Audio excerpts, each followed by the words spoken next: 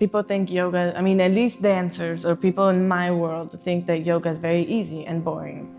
My train of thought was the same, you know, like I can do this as a job, like as a dancer, it's gonna be super easy for me, and really was a huge difference and a huge surprise. I was living a really high pressure, high anxiety lifestyle, and that's kind of just what you sign up for if you're going to be a performer in New York.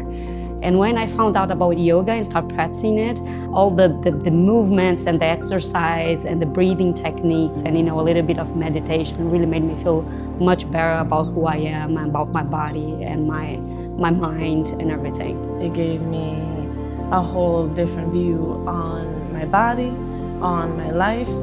I started practicing actually when I was 12. It was just kind of to combat the competitive lifestyle as an athlete, and then as a violist and musician as well. It's constantly a competition. So yoga was one of those things that just kind of helped me just be me. It had nothing to do with anybody else, and it made me feel great.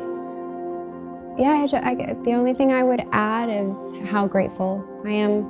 And I don't think that I would have that perspective if I didn't have yoga in my life.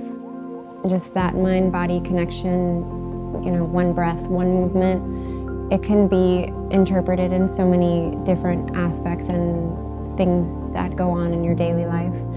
And I think a lot of people look at yoga and think, oh, well, yoga is just stretching, or yoga is, sleepy, or it's not very invigorating, but yoga is really what you make it.